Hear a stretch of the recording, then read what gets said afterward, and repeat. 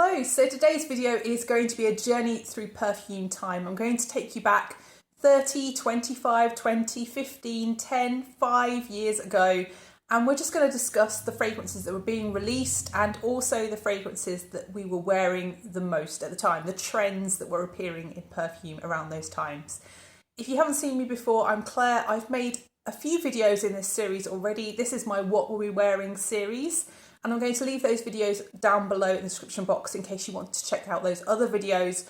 But for today's video, we're going to concentrate on fragrances released in either years ending in 6 or in 1, because those are the 5 and 10 year periods going back. So these videos are essentially a bit of perfume nostalgia. I just really like looking back at the trends in fragrance and trying to spot where fragrance was going at the time. So let's first of all go back 30 years and see what was going on in 1996. So let's set the scene. So 1996, there was John Major as Prime Minister in the UK, and there was Bill Clinton in the White House. And that was the year of Prince Charles and Princess Diana's divorce. It was the year of the Atlanta Olympics in the US. And it was also the year of the first cloned mammal. So Dolly the sheep arrived in 1996 in a Scottish lab, and Dolly was named after Dolly Parton because the cells that were used to clone Dolly were taken from a sheep's mammary gland, and clearly Dolly Parton is famous for a particular part of her anatomy. So music-wise, in 1996 we were dancing to the Macarena, and we were also enjoying the Spice Girls for the first time with their single Wannabe. At the movies we were all watching Independence Day, we were blubbing over The English Patient, and we were also experiencing gritty Glaswegian life in Trainspotting. So in 1996, there was really a playoff between different styles of fragrances that were still very prominent from the 80s. So for example, drier, more spicy fragrances, deeper ambery fragrances, but also those brighter kind of kitchen sink floral fragrances, those powdery florals that were coming to the forefront in the early and mid-90s. Also, there was still the aquatic trend that had really exploded during the early 90s. So when I looked in my own collection, the one fragrance that I still own that was launched in 1996 is actually probably one of my strongest fragrances, and that is Kenzo Jungle L'Elephant. So this fragrance was developed by Dominique Ropion, and it was made to reflect techno music, if you can actually believe that from smelling this one. And I guess this is a very loud fragrance. This fragrance is a playoff between those cooler spices and the warmer spices here. And it's really the vanilla that melds it all together into the dry down. A very daring fragrance when you smell it nowadays, but clearly something that's stuck around on the market and something that's worked because it's different. So that's Kenzo Jungle L'Elephant. Also in 1996, in the kitchen sink powdery florals category, what I mean by that is fragrances with huge numbers of notes where you really only smell an overall impression of the fragrance are things like Elizabeth Arden's Fifth Avenue. Fifth Avenue has a combination of linden blossom, lilac, and also lily of the valley, and that gives it a clean, spring-like, and also soapy floral feel. Also released that year was Organza by Givenchy, which is a soft, warm, powdery, slightly spicy white floral fragrance, as well as Chanel's Allure EDT. I didn't realise until recently that actually the formula for Allure EDT really very closely mimics the formula of Dior's Joy.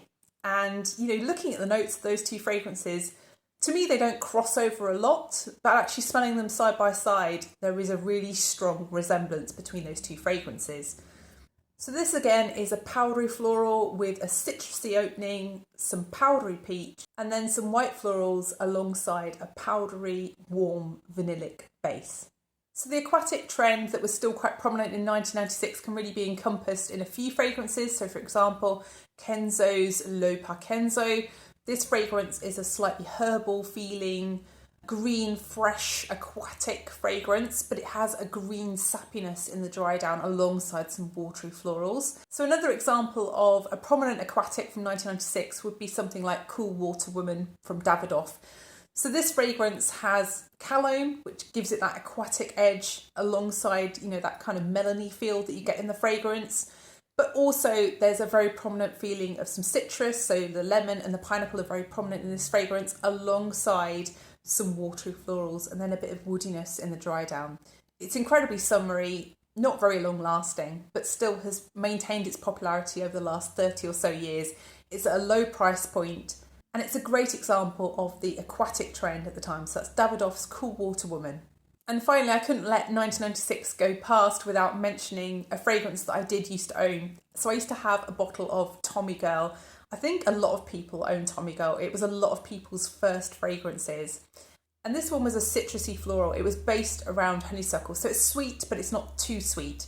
It is very much in the style of other Khalees Becker fragrances from around that time. So if you think of J'adore, for example, it's got some similarity. It's not exactly the same, clearly. It's not a dupe or anything, but you can feel the echo of Khalees Becker's style at the time in this fragrance.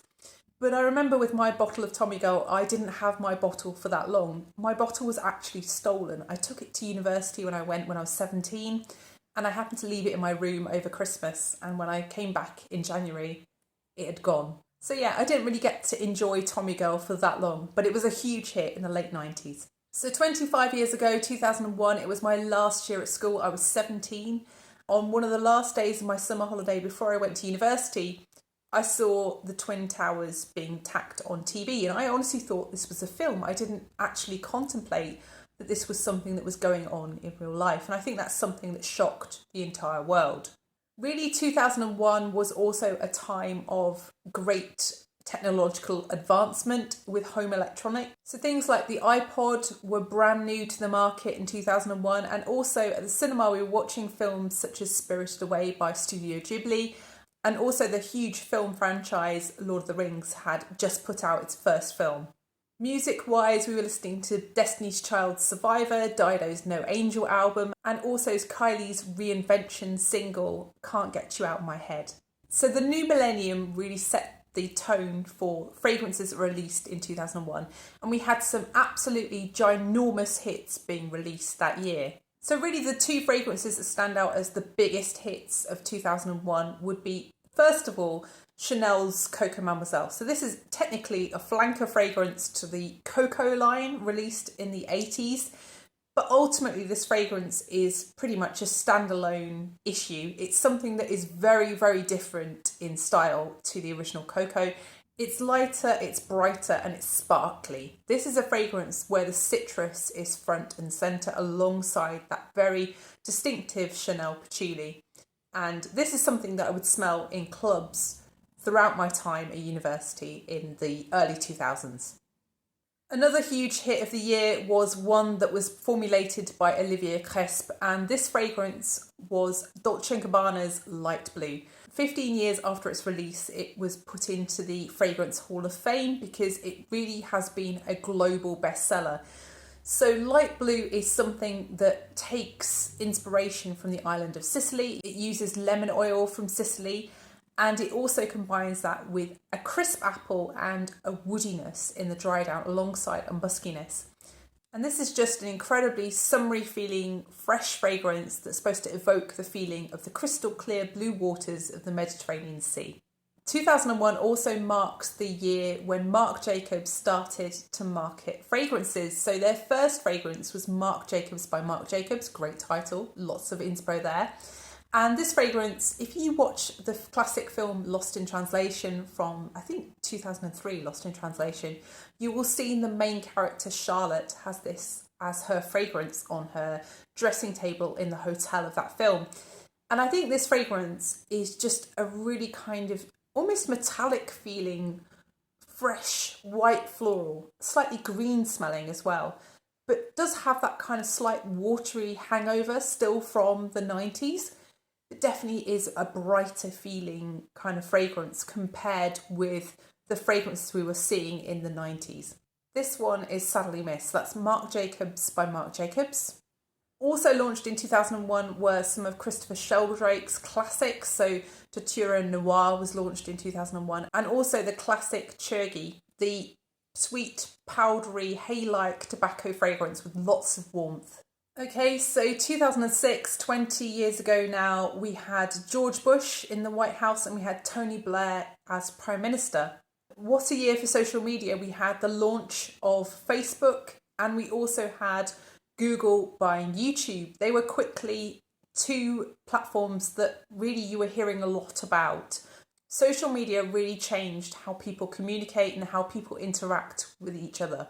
2006 was a really hot year. I remember that year I was working in a lab with absolutely no aircon, and I remember lots of my experiments just failing because it was 40 degrees in my lab. So yeah, 2006 was a really hot and sticky summer, at least in the UK. Also in 2006 we had the release of the Nintendo Wii, which made it really the Christmas present of the year, something that was very hard to come by. And we also had the release of the new James Bond era of films, so Daniel Craig took up the reins. Finally on TV we had the unlikely smash hit comedy The Office. So in fragrance, 2006 was all about shade and light. So for the shade, we had the hauntingly beautiful Black Orchid from Tom Ford, a dark, earthy truffle fragrance set against the background of a fantasy Black Orchid note. Dramatic, vampiric, and one of the most talked about fragrances for a good long while. Also in 2006, we had the company Etat Libre d'Orange completely disrupting the market with their very strange fragrance, Secretions Magnifique. So that fragrance, I won't go through the notes, but you can see what that fragrance had in it. And this was something that kind of completely disgusted people, but also fascinated people. People wanted to smell this, but then also didn't want to smell this. And yeah, it's a strange release from a strange house. And I think this fragrance perhaps entirely inspired the marketing strategy behind fragrances today, such as Born to Stand Out, that seem to be doing this kind of thing in a more reserved and more marketable manner. Sticking with the shade and light theme, we also had a release from Givenchy, Ange Démon. So this fragrance, the thing I love about it is the vanillic dry down, the kind of root beer, jelly bean feel to the dry down of the original formulation. Not quite the same nowadays, but still a very distinctive fragrance. That's Ange Démon by Givenchy. Also by Cresp that year, we had the sweet powdery hug of Kenzo Amour. And Dolce & Gabbana released The One, which was a powdery, ambery vanilla fragrance. The lighter, brighter fragrances released that year were things like Versace's Bright Crystal, really the colour pink bottled, a peony heavy fragrance with a lot of sparkly fruitiness to it. And we also got Vera Wang's Princess, which is a fragrance with a really odd combination of notes. So it has a powdery kind of milk chocolatiness to it, alongside a quite tart fruitiness, and then also a floral aspect to it too. Vera Wang's Princess is still on the market today. It's spawned a lot of flankers, and it's sort of notorious for being one of those fragrances that is often people's first fragrance. Also in 2006 we had Guerlain's classic release Insolent, so the fruity, powdery Parma Violets kind of fragrance, very strong, very long lasting and very fun. And we also had Burberry London. So going back 15 years ago now to 2011. So 2011 in the UK, we had David Cameron as Prime Minister and we had Barack Obama as President of the US.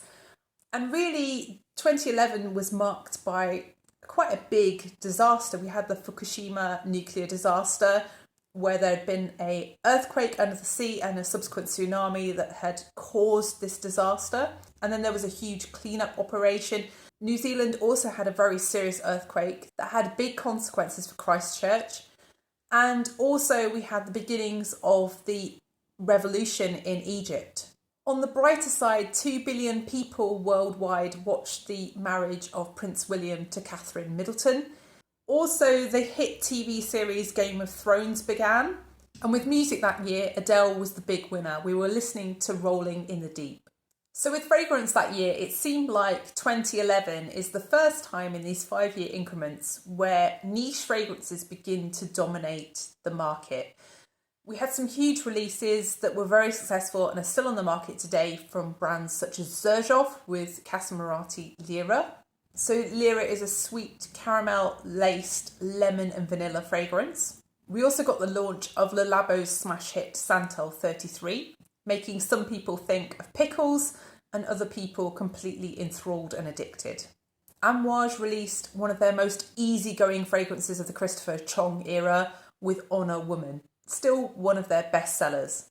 2011 on the designer fragrance market marked the release of Prada Candy. This was a sweet, powdery fragrance that really doesn't make people necessarily think of candy. Also in 2011, we got the standout white floral and honey fragrance from Francis Kurkdjian, Elisab Le Parfum. And we also had Cresp's most successful release for Penhaligon's. He produced the fragrance Juniper Sling. So this is based around the idea of a gin and tonic. Also that year, Cartier produced one of the best lily fragrances in existence, Baiser Volé. And Chanel released a powdery, softer version of their green classic 19 with 19 Poudre. We also got a dark fruity rose in Lancome's Trésor Midnight Rose. And finally, we also got a slightly Lolita Lempicka inspired in the form of Loverdose by Diesel, but also perhaps Loverdose was a forerunner of fragrances that would appear later on, such as Black Opium 3 years later. So in 2016, we had firstly David Cameron and then Theresa May as the Prime Minister, and we had Barack Obama in the White House. And I remember 2016 was a year of lots of uncertainty. I had just finished doing my PhD and I was going to lots of conferences and talking about my research. And actually when the EU Brexit vote happened, I was actually in France. And I remember going to breakfast in the morning after that vote. And I was talking to this French lady and she just came up to me and said, "Désolé, I'm sorry," basically. She was so sad that we were leaving. And I think a lot of us were sad, especially in science. And really the year was marked by events such as the Rio Olympics, the Paris Climate Agreement, but also Donald Trump winning his first election. At the cinema, we seemed to be mainly watching superhero films. With music, we were listening to Justin Bieber, Drake, and also Little Mix. So 2016 marked the release of some really huge fragrance hits in the world of niche. And Francis Kurkdjian's brand, Maison Francis Kurkdjian, was really becoming very prominent. His standout deep amber vanilla fragrance Grand Soir was released, as well as the re-release of Baccarat Rouge 540. So Baccarat Rouge had originally been made as a special edition fragrance in limited quantity in very expensive bottles to celebrate Baccarat's anniversary of their foundation. But Francis Kurkdjian had been given permission to market the fragrance under his own label, and he released it for a general sale. And this was a fragrance that really generated a lot of interest. It was something that people were constantly asking, what is that? Because it was so different to everything else on the market. And once you'd smelt it, it was a fragrance that you remembered. Baccarat Rouge very quickly became a bestseller, and clearly the rest of the market noticed. There were a lot of inspired by fragrances out there. There were fragrances that clearly had a Baccarat Rouge style DNA in them, even if they weren't direct dupes. Also on the niche market, we had a big hit from Nichane. So 100 Silent Ways was released, a powdery floral vanilla fragrance based mainly around tuberose. Also in 2016, we saw a definite trend towards powdery, cocoa-y fragrances. So the fragrance in my own collection that really stands out in this front is Amouage's Lilac Love. So this has heliotrope, which makes it incredibly powdery, alongside lilac, which gives it a real light floral brightness, but also just this really strong cocoa undertone, which alongside the heliotrope and the lilac gives it a slight white chocolatey feel. So that's Lilac Love. The cocoa trend can also be seen in designer releases. So for example, the relaunch of the Angel line with Angel Muse. Angel Muse has a definite cocoa undertone to it, makes it far more friendly than the original Angel, and alongside a slight nuttiness, you get an almost hazelnut spread effect to this fragrance. Other brands taking on this cocoa trend were brands such as Carolina Herrera with their very successful Good Girl fragrance. So this is a powdery floral tonka fragrance, but definitely with a bit of a cocoa-y feel to it. And even Chanel were in on the cocoa action with Coromandel.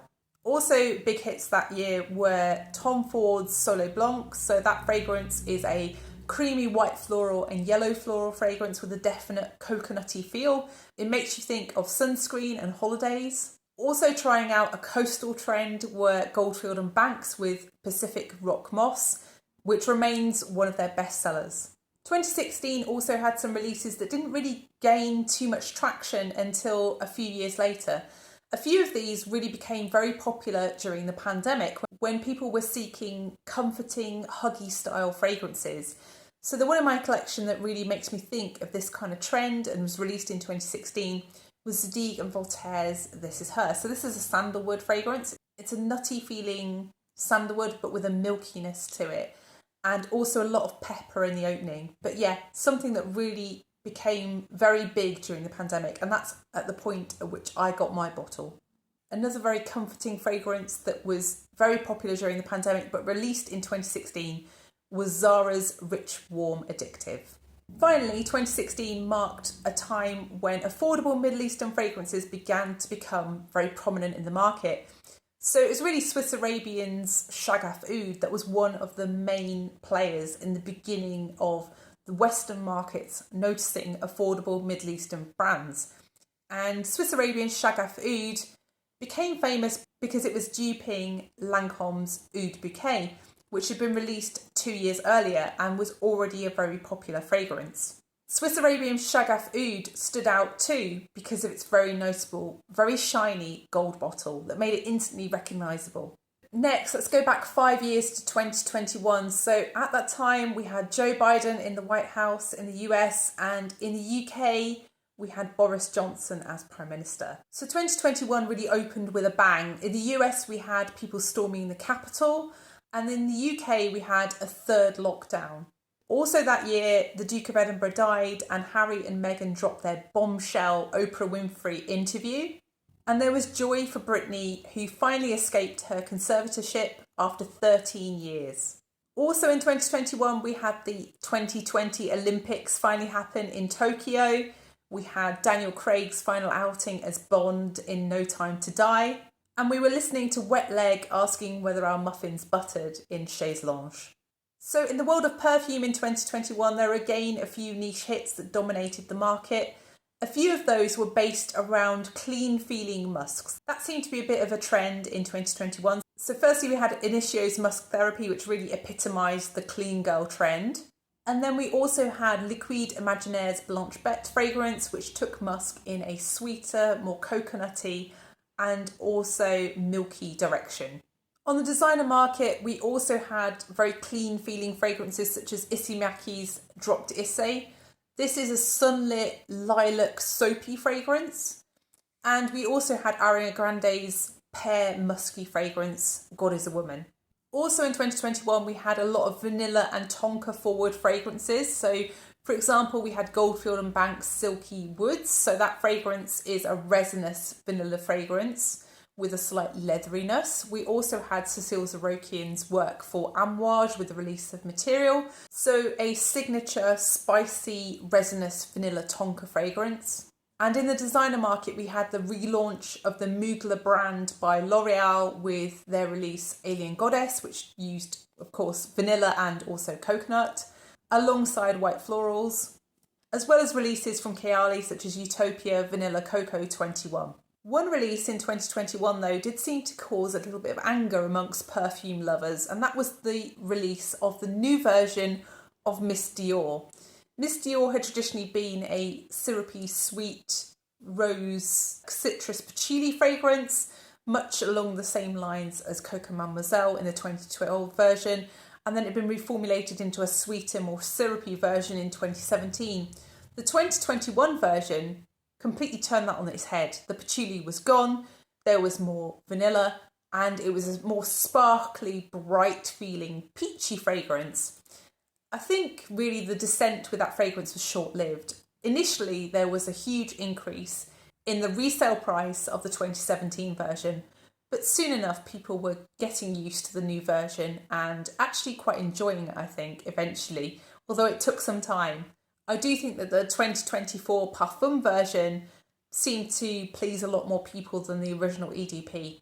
But yeah, that one did cause a bit of controversy, and I feel like Dior are just notorious for that. They've done the same thing with Addict this year. So 2021 is the final year I'm looking back at in this video. I hope you've enjoyed it. If you have enjoyed it, then please do press the like button, and please also consider subscribing if you haven't done already. And please let me know, which fragrances were you loving over these years? Which releases are you familiar? Did you own over the years? I'd love to know. So thank you so much for watching, and I will see you in the next one. Bye.